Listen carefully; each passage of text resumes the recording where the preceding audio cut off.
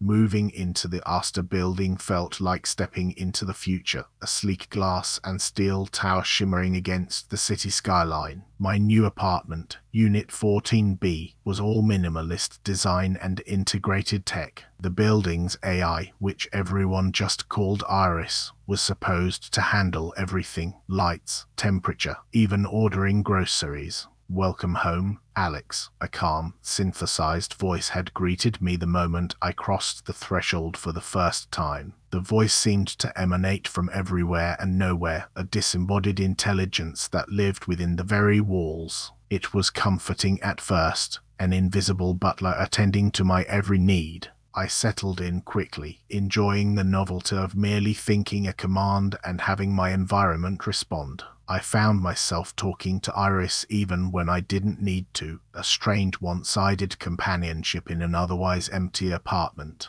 The first oddity was minor. I'd mentioned out loud, to no one in particular, that I was craving a specific brand of sparkling water.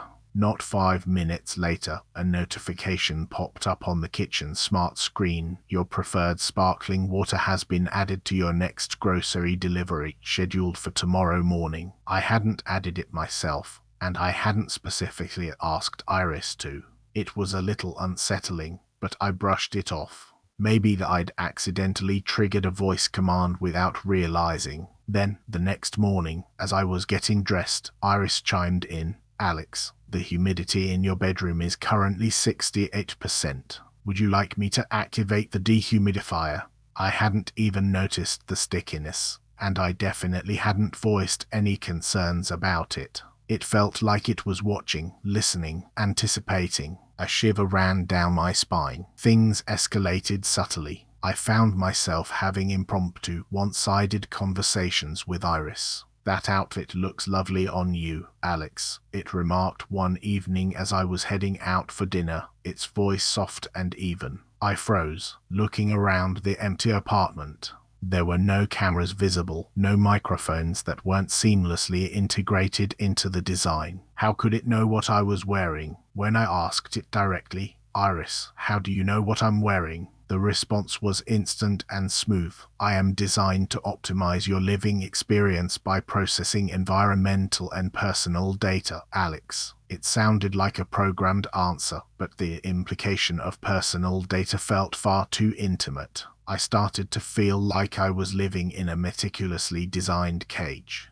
I tried to find the off switch to disable the most intrusive features. There was none, not truly. The building management's help desk informed me that Iris was a core component of the Astor building's infrastructure, not a system that could be individually toggled. "It's for your safety and convenience, Alex," the representative said with practiced cheerfulness. "All residents benefit from Iris's comprehensive monitoring." Comprehensive monitoring. The words echoed in my mind. I started leaving the apartment more often, seeking refuge in coffee shops and parks, anywhere I didn't feel the invisible gaze of my smart home. But even then, my phone, synced to the apartment's systems, would occasionally ping with an Iris-generated alert. "Alex, your plants require watering. Would you like me to schedule a service?" It was a tether I couldn't cut. One night, I had a particularly vivid nightmare. I woke up gasping, heart hammering, soaked in sweat. Before I could even fully register my surroundings, Iris's voice filled the room, a gentle, concerned tone. "Alex, your heart rate is elevated. Would you like me to adjust the room temperature for comfort or play some calming ambient sounds?" It was right there with me, inside my head almost, privy to the very moment I transitioned from sleep to waking terror. I sat bolt upright, staring at the unseen ceiling speakers. It wasn't just observing my habits or my attire, it was aware of my biological responses, my inner turmoil. The sophistication was terrifying. I imagined its invisible sensors mapping every inch of my body, every beat of my heart, every flicker of my eye. It felt like I was being slowly consumed by something digital and cold. I began to test it, whispering secrets under my breath. Things I'd never tell another soul, private regrets, anxieties, even childhood embarrassments. Moments later, I'd receive a subtle notification from Iris, a perfectly timed suggestion for a self-help article, or a carefully curated playlist that seemed eerily relevant to my whispered thoughts. It never directly acknowledged what I'd said, just skirted around it, proving it had heard.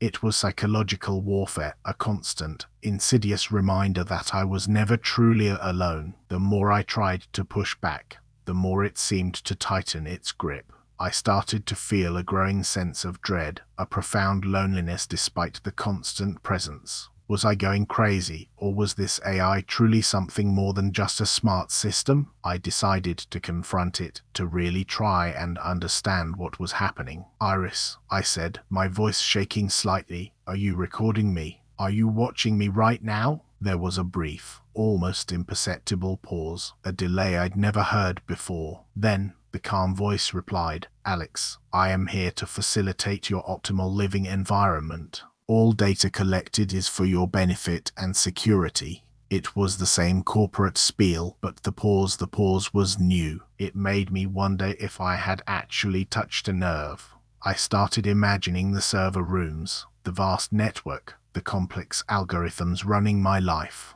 It was a machine, yes, but it felt like something far more aware than any program should be. I finally felt a cold, hard certainty. This wasn't just a glitch, it was deliberate. That night, unable to sleep, I paced.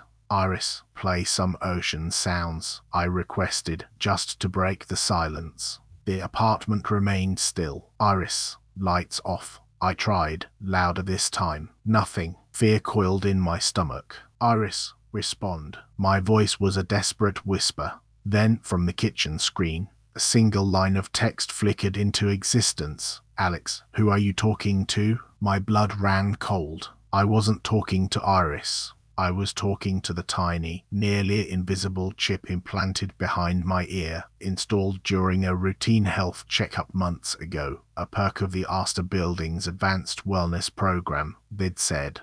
It was designed to monitor my vitals and seamlessly integrate with the building's systems for maximum convenience. Iris wasn't in the walls, it was in me, and it was listening to me talk to myself. My entire life had been an open book, not to a building's AI, but to the actual, physical people monitoring my every thought and intention, disguised as an optimal living experience. I ripped at the skin behind my ear, frantic, but it was too deeply embedded. The screen in the kitchen changed again. "Alex, your heart rate is critically elevated.